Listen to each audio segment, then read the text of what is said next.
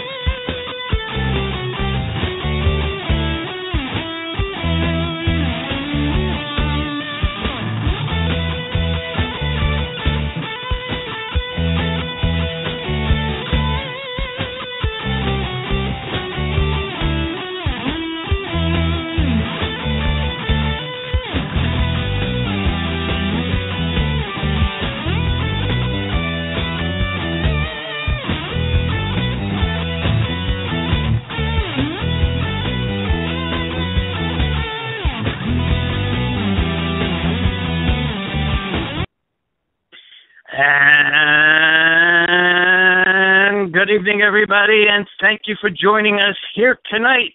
It is April 30th, 2015, the final day of April. Before we proceed, I got to give a shout-out to some special ladies by the name of Sarah, Pager, Madeline, Lynn, and Sharon. Tonight on the show, we'll discuss the Freddie Gray and Baltimore riot situation. We'll discuss Bruce Jenner with the sit-down interview with Diane Sawyer.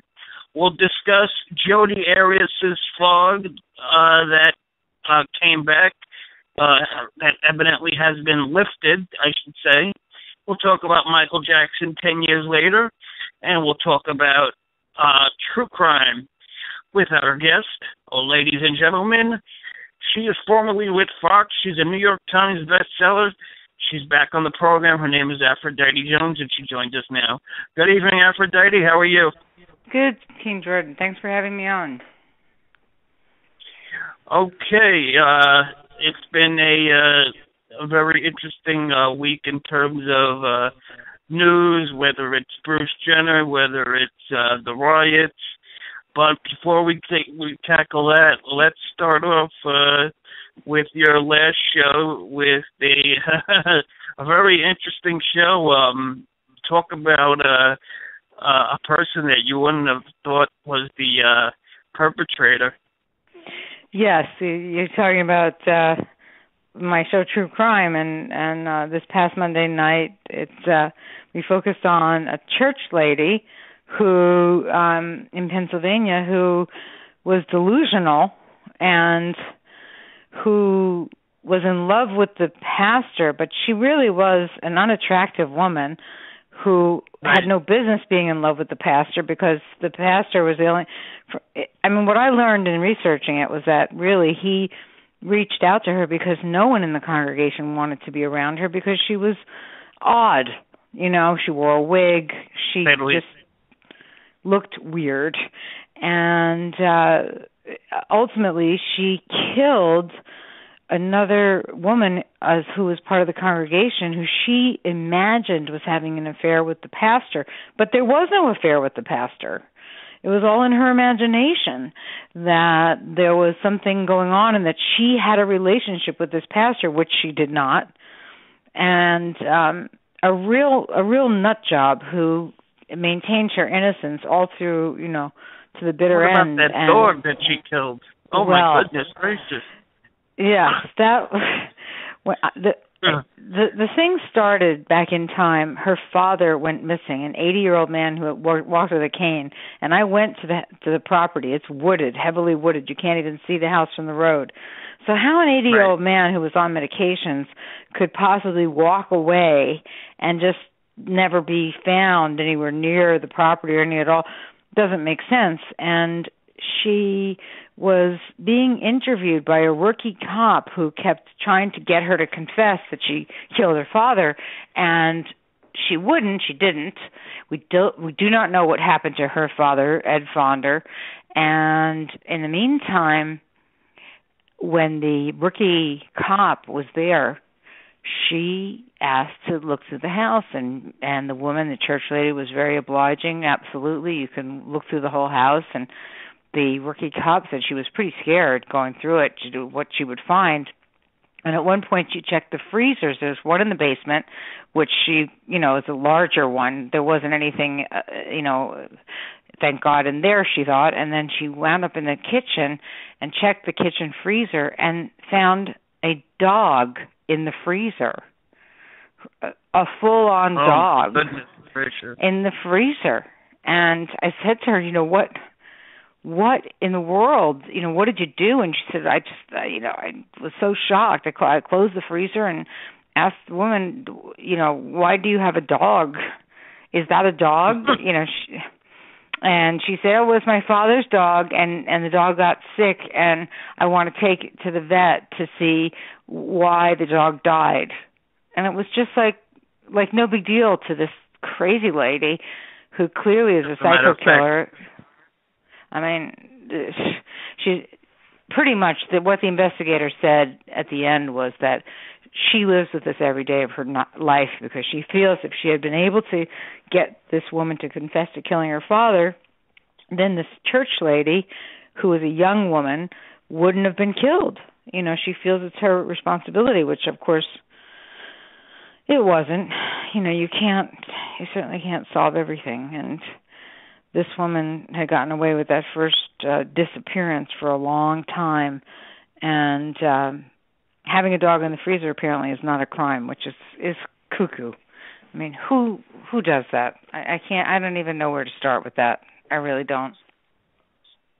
I would imagine so. I mean, the reenactment of that looked insane, and the actual thing must have been really, really insane for that poor lady that you were interviewing.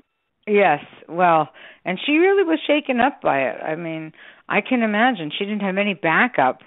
And, here you are walking through the house and you already believe that this woman killed her father. There's not one trace of the father, the 80-year-old man, so there's nothing you can do about it other than to try to get her to confess.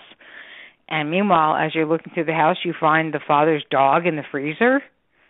Oh, I mean, how creepy is that?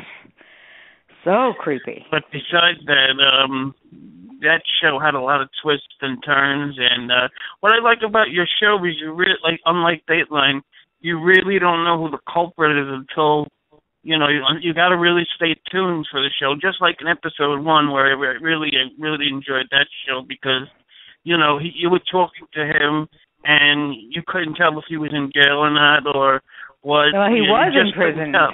Yeah, in the beginning, I'm just saying, really was. From a viewer's standpoint, and let me remind the audience who's listening now, Aphrodite Jones' show is every Monday night, 9 p.m. I should say about a couple more weeks, right? Right. The season's going to be over around Memorial Day, I think. Yeah. What is it, 3 more weeks or so? Okay, it's Monday night at 9 p.m. on the East Coast, on the ID Network. The ID Network is the higher channels on most of your cable box. It is also a sister network of Destination America, that channel. And it's if you get any of those Discovery ID type channels, you should get the ID in your package. You should, yeah, because the Learning Channel, TLC, is also part of Discovery. So if you get Discovery Network, right, that's you just probably the get network. Investigation Discovery, which is ID. Yep. And there's something going on at that 9 o'clock hour. There was a great replay at midnight on the East and 11 p.m. Central Time. That's correct, right? Yes, that is right. And that's also it's something that they re-air it while the season is running. I think on the weekend once, but then once I finish the season, it takes months before I come back on the air again because we're out filming, and it's a big process. The lady you spoke to in that Monday's episode, detective, she was very sad that she didn't get her charged. Can you tell the audience what I'm talking about? And do you know what I'm talking about? Yeah. That's what I was referring to, the rookie cop. When she was a young cop, she was after this woman for having killed her father, and she couldn't ever prove it or get a confession, and it's still an unsolved case. And she really felt and feels that, she said, I live with it every night, that, this woman, if not for, if her abilities as a detective had been better, she felt that, she would have been able to prevent this woman to get her behind bars and there wouldn't have been another murder. But as it was, she was too young and inexperienced, and living in a small town in Pennsylvania like that, where this happened in Bucks County, you don't have major police forces, like you do in cities. And so there wasn't a lot of, and there aren't a lot of murders in a place like that either. We're not talking about Baltimore here. We're not talking about New York City. We're talking about New York either, right? Tiny little town where murders don't really happen, and where, in this case, it was a murder inside a church, inside their church, which, you don't hear about that very often, that somebody murders somebody inside a church. I think some of the ISIS people are killing people in churches, but that's a political thing. This was completely different. This was a domestic situation, very, very twisted. But I got to say, it was a fascinating show, and kudos. As I told you, I believe earlier this week or last week, this is probably, if not your best, it has to be one of your best seasons. How do you feel about it? Well, I think that I think that the show has evolved over time. It's our 5th season now, and we finally have, I think, a groove that we're into with telling the stories. And I think the actors do a tremendous job in the reenactment, so that it really brings a different face to the story. We should really like telling the story as I would almost the way I would write a book, rather than just reporting on it. And so, you're really bringing these people circumstances to life. And I think that, it's that distinguishes it very much from anything you'd see on a Dateline or 48 Hours. It's not straight reporting. It's really reportage, telling the real story, but dramatizing it in a much bigger way. And it seems like people get it, or at least, have a better feel for it when they can almost relive it through the actors. And the actors have been phenomenal, the casting and so. Oh, amazing reenactment of the actors that you have. And there's another show on ID that I love. It's called, I think, How Did I Get Away? Almost Got Away with It. Yes, and I think, in my opinion, they do a great job sometimes of the perpetrator or the victim or what have you, of getting a person that looks just like the culprit, or just like somebody in the story. Yes, I think they've gotten better with the casting. I really do. They've been able to find people that look very close to the victims and to the culprits, the murderers, and everybody else in between. So give us a sneaky peek for Monday on the ID Network at 9 p.m. on the East Coast. The Monday night show is this coming week is going to be a doozy. Let me put it. This is a story of a woman who basically married somebody, and he worshipped the ground she walked on. He painted her toenails for her. He bought her roses. He did everything in the world for her, and they were a young couple. She was overweight when they got married, and he loved her no matter what, and he wanted her to stay that way, but she wanted to have the gastric bypass surgery, which she did, and she lost a lot of weight, and then she started going out on him, which he didn't know. He's working 2 jobs to support her and all her needs and wants, and she was a pill popper. She had a lot of issues going on that he didn't know about, and ultimately it ends in murder. And I don't want to give it away, but I will say that it's a very something that you can't believe that somebody would do something like this, that anybody would do something like this. It's inhuman. It's just the coldness of some of these people that I do stories about always stays with me. It's always shocking to me. You don't think these people exist in real life, because we don't really see people like this in anybody's everyday life. You just can't believe someone could be so twisted and plotting and evil and almost get away with it. Yes. And what I like about your show is during the show you give your commentary as the show proceeds, which you don't see on Dateline or 2020 or what have you.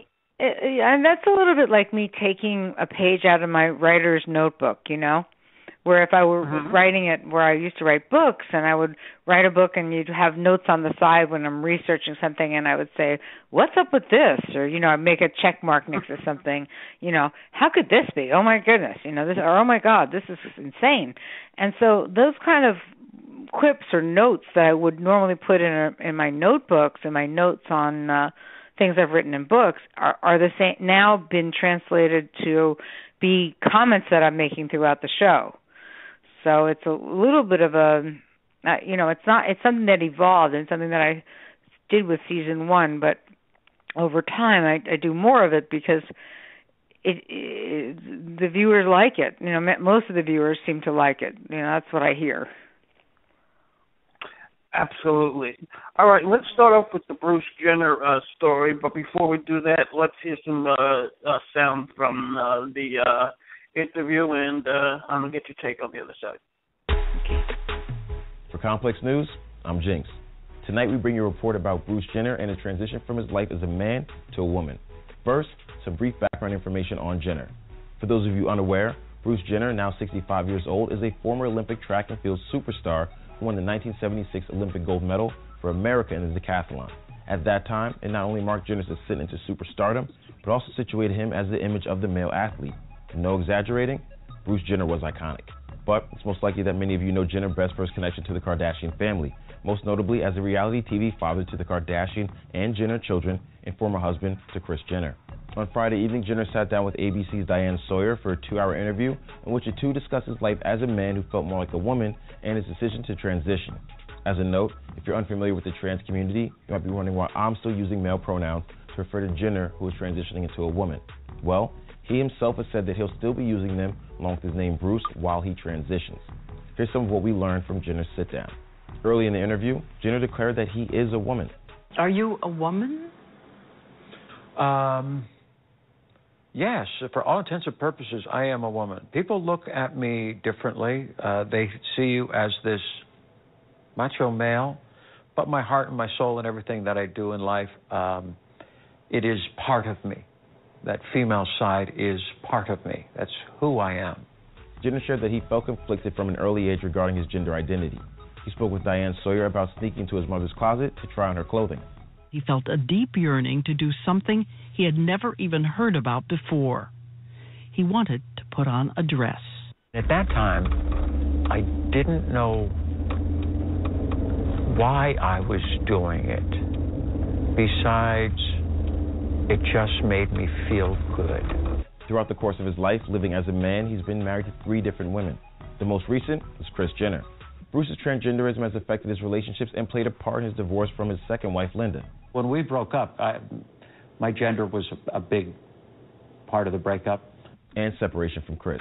Kris is a good woman. I've got no complaints with her. I mean, she's a good person. Honestly, if she would have been really good with it and understanding, we'd probably be together, still be together. At one point, Diane Sawyer mentioned that ABC reached out to all of Jenner's past wives. We reached out to all Bruce Jenner's wives. Kris Jenner said she had no comment.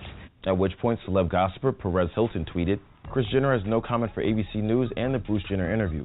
His other 2 ex-wives give supportive statements. Kris Jenner responded, "Fuck you, Perez. No one asked me to comment. And I'm sitting with Bruce now watching this show. So, let's keep it real. LOL." At one point, Jenner spoke of suicide, something that plagues many members of the trans community, partially due to a lack of sympathy and understanding from society, questions of acceptance from loved ones, and downright fear of violence and prejudice. In Jenner's case, it was the paparazzi harassing him and leaking private information regarding one of his surgeries. Walking up and down this hall right here, back and forth, all night long. Heart's pounding. And I thought, wouldn't the easiest thing to be right now? And I could see where people get to that. Just go in the room, got a gun, boom, pain's over, it's done, go to a better place. And I thought, I can't do something like that. I mean, I want to know how this story ends. Jenner eventually shared his secret with his many children, all of whom have accepted him and shown their love. Many of them tweeted tonight during and after the interview. Bruce revealed that Kanye West played a major role in helping Kim deal with his transition. She goes, you know what really turned me around on thinking about this? And I said, what? She goes, Kanye. I went, oh, okay. They were talking about it. And he says to Kim, look, I can be married to the most beautiful woman in the world, and I am. I can have the most beautiful little daughter in the world. I have that. But I'm nothing if I can't be me. If I can't be true to myself, they don't mean anything. From Kanye. From Kanye, yeah. And since then, Kimberly has been, by far, the most accepting and the easiest to talk to about it. Many celebrities outside of the family weighed in via social media. Lady Gaga tweeted, Bruce Jenner ABC, now that is bravery. Russell Simmons commented, we are witnessing history. This is beautiful to watch. Questlove reacted to the interview with, nevertheless, this is mind-blowing, a revelation, and necessary and overdue. This is astonishingly brave. Ellen DeGeneres, who was the first woman to come out as a lesbian on television, tweeted, Bruce Jenner is a beautiful, brave human being. Sending him lots of love. He's saving lives and opening minds tonight. Magic Johnson's son EJ, who is gay, tweeted, Bruce Jenner ABC is so powerful and moving. Sending Bruce all my love and hope that his journey is fierce and amazing. #courage. For one of the final questions of the interview, Sawyer asked, For everyone watching, if you could say to them, when you think of me, please be open-minded. Yeah, have an open mind and an open heart. This will not be the last you learn of Bruce Jenner and his transition. E! Network has confirmed that they will be documenting Jenner's journey in an 8-episode reality series debuting on July 26th. Bruce Jenner is just one of many transgender people. I'd like to encourage you all to educate yourself on transgender people, issues, and advocacy groups so that regardless of your opinion on the issue, you can at least be well informed. For additional information, you can visit www.glad.org/transgender/trans101. For Complex News, I'm Jinx. Always first, always best. Your stories, your character. All right, Aphrodite. Before I get into the Bruce Jenner situation, I got to ask you. You have been an advocate for genders, for people who go through this issue that want to be a girl, that were a girl, that want to be a guy, that were a guy, that want to be a girl. I think you even wrote a book about it. The question is, why do you have? Yes. So why do you have such a strong? What's the word? Why do you have such a strong hold on that community? Is there anybody in your family? Is there anything personal? that happened? No, there's nothing personal happened to me that way at all. It's just not to you, but maybe in the family. No. What it is, and I do want to explain this a little bit because it is complex, is that when I was in the beginning of my crime writing career, the third book I was writing, the second book I wrote was about young group of lesbian girls who wound up killing one of the girls, and out of that came a huge gay following because that book was on the New York Times list for quite some time. And out of the gay following, I was then being contacted about other stories that were hate crimes against gay people, and then when the hate crime happened against someone whose name was Tina Brandon, who was changing her name to Brandon Tina, but never had the opportunity to really do that because she was murdered before she could actually transition to become a he. I went out to Nebraska and researched the story and realized I had to write the book. So I did, and I called the book All She Wanted, but with the letter S a different color than the letters H-E. So it was like an optical illusion. It was like he wanted. All she wanted, but really all he wanted. And when I was out there doing that book in Nebraska, this is in the early 90s, so we're talking about 20 years ago, over 20 years ago. It really was on the radar. It was the first transgender. First of all, the word transgender wasn't even in the American vocabulary. There was no LGBT community, to be clear. It was a gay and lesbian GLAAD community. In fact, gay and lesbian people back then did not accept transgender people, and the word was not even in use at all. And so it was a different time that people don't realize that in which I was writing that book. And, I was covering a triple homicide. This person, Brandon, was killed with two other people. One was an African-American young man, Philip Desvine, and the other was a young woman, Lisa Lambert, with her baby there, 1-year-old baby in a crib, lived through this triple homicide. So I was in it as a crime writer, but also in it because of the issue of the whole idea that someone who was transgendered, who should have the freedom to live, have the sexual freedom to live any way they wanted to, was killed by people for that reason alone, because they hated that they felt tricked by Brandon, who was pretending to be a boy, when in fact what Brandon was doing was listening to doctor's advice, as Bruce Jenner is, where you transition and you live, start living in the clothing and in the mentality of the gender you believe you are in your head, even though you're not assigned that gender biologically. And you start with hormone therapy and other things that will allow you to transition. And in that case, because it was in the middle of Nebraska, nowhere Nebraska, not, she as a he moved to a very small little town in the country. And so she was being a he, but she still had female parts. And unfortunately, some of the guys that felt threatened by this stranger who came to town, who was good looking, and these kids, she was a kid, so maybe just early 20s, when I think she was 21 when she was murdered. He looked like a young boy that was a real pretty boy, had a Kennedy jaw and a pretty boy face, and right. And some of the other kids that were jealous of him ultimately figured out and pulled her pants down and saw that she didn't have male parts and raped her and killed her in cold blood. And it ultimately became the inspiration for the movie Boys Don't Cry with Hilary Swank.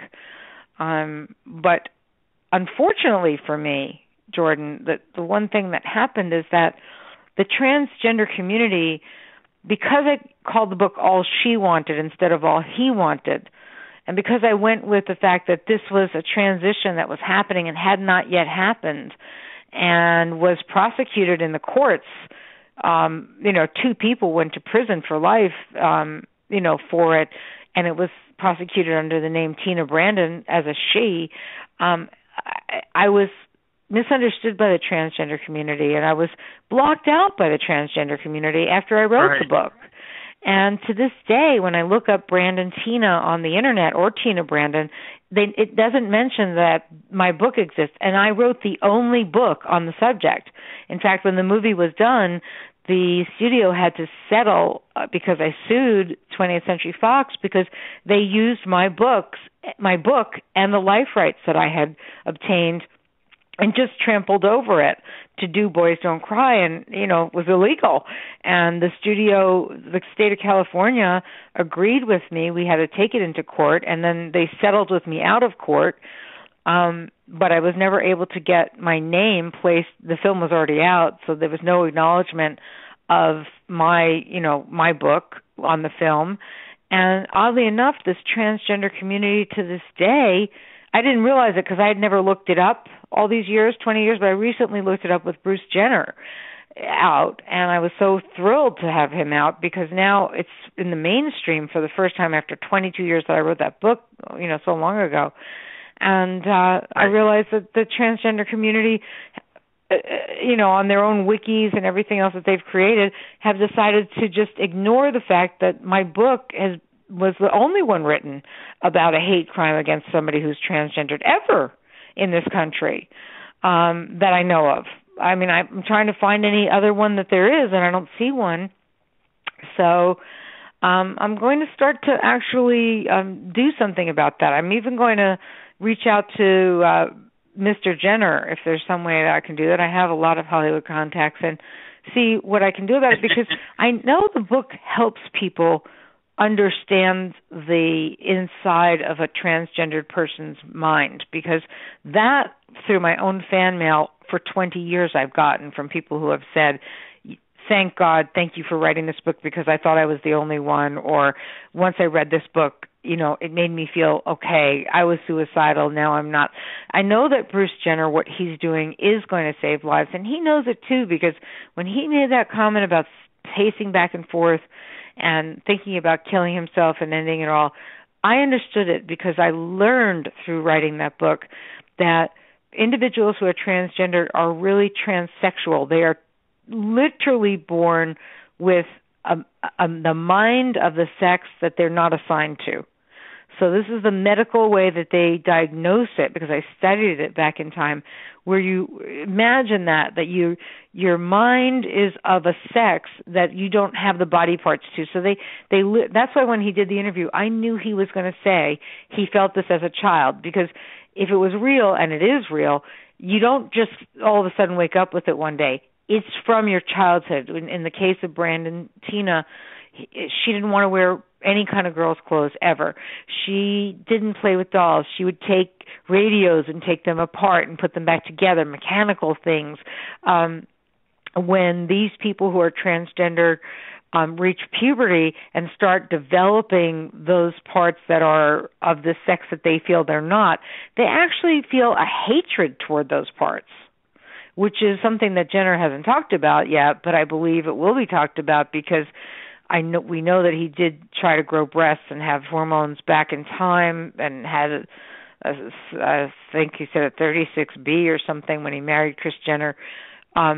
This is all in line with what I wrote about, learned about, and was writing about, and in describing what happened and who was Brandon Tina back in the early 1990s. And it's a very strange phenomenon that we can't understand. Mostly as a society, we've just made fun of it. Like I say, back in time, not even gay and lesbian people wanted to know about it.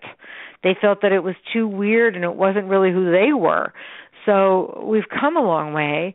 But I think with Bruce Jenner coming out now, and we're going to be able to see the transformation, or in part as he starts to explain things, or, go to counseling, whatever is going to happen in this series, I don't know, but I can only imagine that there will be counseling involved and surgeries involved and whatever it is, to actually see a famous person, a legendary person, do this is going to make a whole huge difference to people who are out there who are literally struggling with suicide because they can't find acceptance anywhere not even within themselves. And again, that's where when he said Kanye West was such a great influence, for Kanye West to say, you know what, if you can't be who you are, how can anything matter to you? You know, that's number one at the end of the day. And that's the conundrum that transgender people, and granted, it's a very small part of our population, but let's face it, it exists. And why should these people be unaccepted, made fun of, and part of the butt of hate crimes all across America and the world? This is unacceptable in the year 2015. That people are still being not just beaten up, but actually being, violated, raped, killed, whatever. I don't know how many other killings there have been since the one I wrote about, but I'm sure that we could find examples of it, because there's still this sense of... In schools? Especially in schools, I would say. Yes, in schools. Well, so the bullying that I'm sure goes on, and the shame that these people feel, and it's almost barbaric to me, really, to think about, when this is real for someone, for people, whatever age they are, to just make fun of it and to make light of it, and to become bullies to the point where they're actually, in the case of Brandon Tina, actually murder the person because of their sexual identity crisis or sexual choices or sexuality. It's it leaves me speechless, and but at the same time, I feel it's an amazing story, an important story that Bruce Jenner is now bringing forward, and I do think it will make a huge... Look, we're having this conversation now. How many times have I been on your radio show? We've never talked about it before. Never. It's proof that Bruce Jenner's coming out has brought the word transgender and the notion of someone who is transgender to the forefront, to the mainstream. It's open to national dialogue. It's open in international dialogue. And now, finally, I think we're going to see what, as Jenner said, real change and making a difference in lives. A real change. The one thing that came out of the Kardashians show is now Bruce Jenner. He is the real story. He is the important story.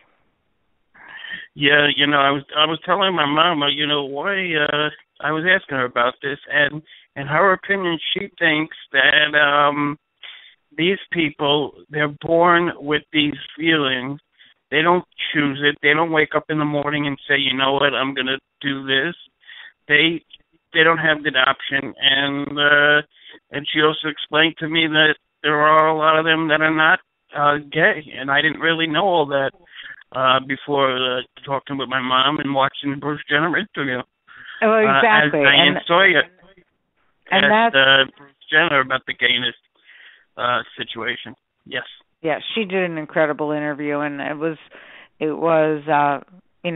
she didn't stay away from or steer away from anything, which was great. And yeah, that's always been something that people really made fun of us.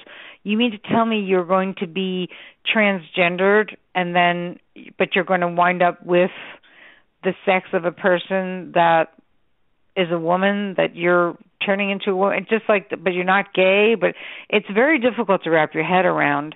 And I actually did have a situation years after I wrote the book where somebody who was pseudo well-known, let's put it, in Los Angeles, a famous artist, not somebody that people would know as a celebrity, but known to certain circles, was transitioning into a woman, and I didn't realize it because, when the initial transitions, you're not sure, just because the artist has long hair or maybe has a couple long fingernails. That could be an artistic thing, wearing an earring. Sure. A lot of men wear earrings. And so at some point, though, I actually was approached by this person who thought that, well, because I understood transgender, that, I would want to be with this person who's half, transitioned, not even fully transitioned. And I'm thinking to myself, oh my goodness, this is, I can accept it in theory, but can I, well, first of all, I'm not, it's very difficult. I mean, I'm just being as honest as I can. I don't see how any of us can really, it's very hard unless it's your own family member to say, look, I get it. I appreciate it. I want you to be who you are. I mean, of course, to me, Jenner coming out is making history and making him a hero to so many people. But in real life, will we accept Bruce Jenner when we see him in a dress? Will we accept Bruce Jenner when you no longer have the male pronouns and it's now female pronouns, which is, again, why I called my book All She Wanted, because she was still a she and hadn't transitioned, hadn't had any surgery or hormones to become a he yet, even though she really was a he from birth, but just didn't have any of the opportunities to have anything other than counseling to make any formal transition before she was killed. And it's a very I don't know. It's a difficult. It's a misunderstood subject. Just like you said, Jordan, you didn't know really anything about it until Jenner came out. You didn't really think about it. You didn't know, Right. I didn't know the ins and outs. No, and most people don't. And, and the reason is because transgender people are a very small part of our population. Nonetheless, they do exist and they have rights and they have finally been acknowledged by the gay and lesbian community, and that's why everything is LGBT, which is lesbian, what does that mean, gay. LGBT? It means lesbian, gay, bisexual, and transgender. So it's now become an LGBT community, and everything referring to, anyone who is of a sexuality other than heterosexuality falls into that one banner, and that's one step forward. But that's only amongst the gay and bisexual communities. The mainstream community doesn't, like you say, doesn't even know what LGBT is. Doesn't even, what is it? What are you talking about? It's not even on the radar. So I'm hoping that. Go ahead. People like Bruce Jenner and the football. Well, this I had an issue with Michael Sam when they had Joey Jackson on a couple weeks ago. A lot of people think he would have made a team by now. He did great in college, but that's another story. But maybe if he didn't come out, then who knows? There are a lot of ESPN analysts that think that Michael Sam, the fact that he did that coming out situation, held back. And what Joey said to me was, look at Michael Vick, look at all the other characters they have in the NFL, if you will. He didn't think that would be an issue, and he didn't want to think that would be an issue. Your take? Well, I have to say, personally, this is my opinion, that I think that it worked against him. You remember when Ellen DeGeneres first came out as gay on TV, and there was a cover of Time magazine. Well, and it was actually on Time magazine, and it said, "Yep, I'm gay." It was the cover of the Time magazine. I'll never forget it. And she had her own TV show at the time. Right? Yeah, it was way back, and the TV show she had was a sitcom, and immediately it was taken off the air, almost immediately. And she was kind of banned, blackballed, just off the radar for a while. And at some point, the tides turned about gay people. Oh, yeah. And the tides turned, and when they did, she was, back in the good graces and doing her stand-up, and ultimately got this show 15 years ago or so, and has been, an incredible phenomenon and a great, spokesperson, I suppose you would call it, for, the gay community, especially the lesbian community, the gay community, because people love her and there's no judgments, and that's it. They love her. But when she first came out, and when this back in time she admitted to this and no one knew it, it was not acceptable, and it was not accepted, and it was not. We lived in a different time, so.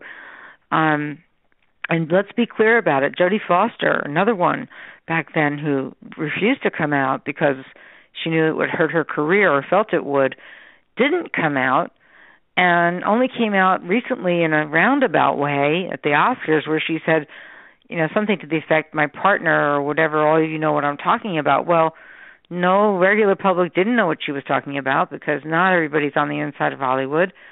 And she never really formally came out and said, I am gay. Why? Because we still have a lot of stigmas about gay people all across America and in the world. And there's huge arguments as to whether or not it's, biblical or whatever it is. I don't want to get into all the crazy, to me, what seems crazy philosophies towards something to me, which is at birth. I don't think it's a choice. Personally, I don't. I think it's something that you're born with, or not. And I don't think that it's something people choose. But that's me. I mean, look, I'm not going to argue with people or what they think their religion says. I don't want to go there. Right. I just want people to be able to have sexual freedom. It's simple as that. I don't think it's just like a woman's right to choose. To me, that's your own body. That's who you are, what you choose with your body, who you are, what you believe you are. Or it's just, it shouldn't be other people's business, and it shouldn't be something that's fodder for jokes and hate crimes and just, horrendous outcomes like a murder. I haven't seen too many hate crimes, hate issues on this one. As far as there's a lot. Oh, no. There's huge amounts of hate crimes. I'm saying there is, but not as much as I thought there would be. There are some memes, with that has him with the pictures and says some stupid derogatory. Oh, you mean about Bruce Jenner? Oh no, I think that's what. Yes, of course. I think you're going to see a different response to Bruce Jenner. But what I'm curious to see as time moves forward is when he, like I said before, when he first appears in a dress and high heels, and is probably going to be on with Diane Sawyer again because he trusts her. And he is doing a special on it, Well, he's doing his own series on it. Yeah. But I think, and we'll start to see it slowly, but when he's full on, comes out as whatever his name's going to be, let's just say it's Bernice. I don't know what it's going to be. I don't know how people are going to, right away it got a chuckle from you. I mean, I don't know how people are going to react to this. I don't know how I'm going to react to it. I want to think that I'm forward enough thinking that... I laughed because my aunt's name is Denise. That's why. Okay. But I mean, you know what I'm saying. I think it's a natural reaction for people to find it. Sometimes humor is just a way to release an emotion that you don't know what to do with. Right. It's an odd thing to think about and to grapple with for the average person, because the average person, we don't deal with that in our lives and we don't know anything about it, and it doesn't seem almost real to us. It doesn't seem like it's possible that that's a condition someone could be born with. We accept if somebody's born with one leg, that's acceptable. If they're born Siamese twins, that's acceptable. But if they're born transgender, we think that that's something they're making up in their mind. And it isn't. And, totally insane. That's where I'm coming from. Totally agree, and I think this will help the transgender community. Totally.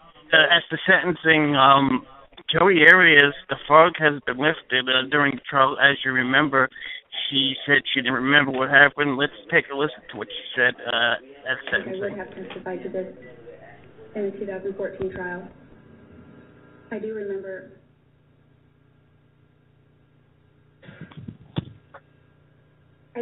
the moment when the knife went into Travis's throat and he was conscious.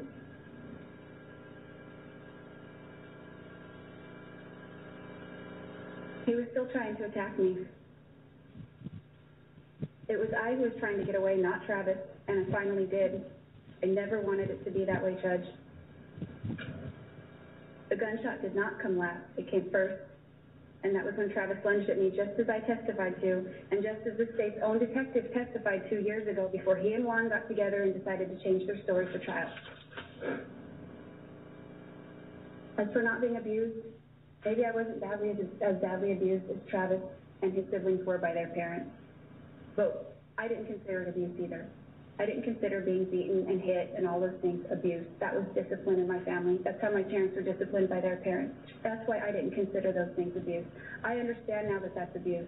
So for Samantha to say that I was not a victim of abuse is wrong, because I was. I just want to respond to a few of the things that were said earlier. My legal team and I tried to settle this case on 4 different occasions.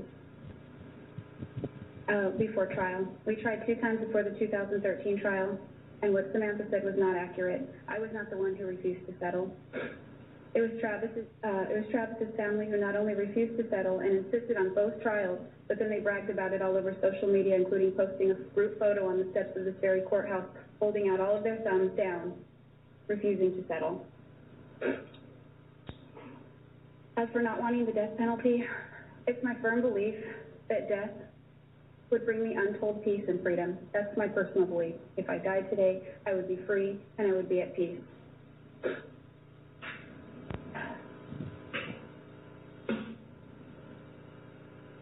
For years, that's exactly what I wanted. But I had to fight for my life just like I did on June 4th, 2008, because I realized how selfish it would be for me to escape accountability for this mess that I've created. I would have testified to this in the 2014 trial. I do remember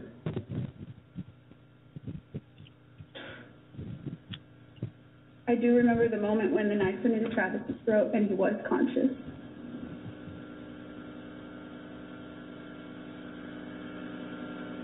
He was still trying to attack me. It was I who was trying to get away, not Travis, and I finally did. I never wanted it to be that way, Judge. The gunshot. Unbelievable set of circumstances, Aphrodite. All through the trial, there was a fog during her testimony of ad nauseum. What do you make of her statement a few weeks back at sentencing? Well, again, this is another self-serving moment for Jodi Arias. Everything we've seen from this woman from the jump, you know, she was going all over the Inside Editions and whatever shows she could to promote herself as being innocent and to talk about how she was going to get out of this and she wasn't going to be put in prison, and she had a whole attitude about herself. Then it became a theory, you know, where in a trial that she didn't remember and she blacked out, but then she did remember, you know, and she, you know, then there were all these elements where you knew she plotted it because she changed the license plate and she did this and that. And I mean, this woman, and then she wanted the death penalty until she was actually facing the death penalty. Then when it became real for her, now all of a sudden she wants to be accountable for her, quote, mess that she made, but yet in the same other side of her mouth, she's saying it wasn't her mess, it was Travis's mess because she was running for her life. But, I mean, the whole thing is just, it's sickening to me that this woman even has a platform. I hope this is the last we hear of her on every level. I hope she rots in prison and shrivels up like a prune, and that she's never heard from again. I don't believe a word that comes out of her lying, conniving mouth. I think that she is a monster of the first degree, and that anything and everything she's done prior to the murder, during the murder, after the murder, all through her trial and her sentencing hearings has been to satisfy her own twisted needs, whatever they may be, and by any means necessary. And this is who we have seen. What do you make of her mother's comments, in quote, "I'm really, really upset, and we come from a big family. I'll never get to the day that I'll see Jody walk down the aisle." A lot of people say to themselves, "You'll never get to see Jody walk down the aisle. Travis will never take a walk down the street." Your thoughts on mother areas? My thoughts are that the apple doesn't fall far from the tree. And for this woman to come out and say this, knowing the facts of what actually happened to Travis Alexander, knowing that this man was slaughtered in the most vulnerable of places, your own shower when you're nude, is for her to even remotely complain about what her life and what she isn't going to see with her daughter, when her daughter will be alive and in a prison and will have visitations and have libraries and have, gym time and televisions and everything else that prisoners enjoy while in prison walls. For her to compare that to the bloodiest murder, one of the bloodiest murders I've ever seen a woman commit in our era or any era, and to actually have the audacity to complain about that is beyond insensitive. It tells me that Jodi Arias did get something from that mother, and that mother is living in an alternate universe, in my opinion. You've got to be living in an alternate universe to say that to a public after the type of murder that was committed here. I mean, really. Insensitivity is an understatement. It borders on psychosis. And, psychosis is when you're not in touch with reality. That's what psychotic and psychosis is. And to me, the mother statement is complete out of touch with reality. How can she say those words? How can they come out of her mouth? She wants to think that way privately. She's the mother. She has every right to do so. She's going to come out publicly in a trial that was one of the biggest trials of the decade and say that she feels sorry for herself and her daughter because her daughter's not going to walk down a wedding aisle? Really? I mean, and she seriously? said, "I saw the bruises on her." It's crazy. It's just crazy. It's out of touch with reality, which again is part of the definition of psychosis. That's what psychosis about that poor is. Family traveling all those court dates, and they don't live like 2 blocks or a mile away. They're coming from California to Phoenix, and the hotel bills and all that. And all about that, covering trials of your whole life. That's very difficult. People don't realize how difficult that is. They don't know the hardship it causes. They don't know the difficulty it is to sit in a courtroom and face evidence that you can't bear to see, and then that image never leaves your mind for the rest of your life. I mean, these kind of things, when you're seeing them in court and not on TV, and when they're full screen, like the size of a movie screen in your face, you never forget those images. I remember the images of, Connor and Lacey Peterson, what was left of Lacey when I was in that courtroom for the Scott Peterson trial. Never, ever forget it. Ever, ever, never. Other images that I've seen of JonBenet Ramsey that you never, ever forget. The horror of facing that in a court of law and having to, travel so many miles and have a hardship on your family, but the emotional toll, most of all, that this takes on a family, is indescribable. I mean, I've seen it firsthand. I meet victims' families all the time, and it's they live with this pain the rest of their born days, and it never goes away or gets any better. No, and when they came back, and it was they couldn't come to a verdict. You could hear the family weeping away, and they definitely wanted Jody to have death because, you know, let's say she gets death in 20, 30 years, the whole thing is different from what I understand. You know, she doesn't have any the privileges that she would have had just being just getting life as opposed to getting life. You know, she could work herself. Death row is a harder type of sentence to serve, most truly. However, let's be clear. I've been into the supermax prisons in the United States, and I have been to where the worst of the worst are. And while they only get to see not even light for an hour a day, they get to go to a courtyard the size of a cell and not even see the sky. They only look through a white, foggy type of filmy type of glass. They still have their TVs. They still have their access to libraries. They still have a life that they can create for themselves and do create for themselves under those circumstances. So let's, I mean, would it have been worse for her on death row? Yes, but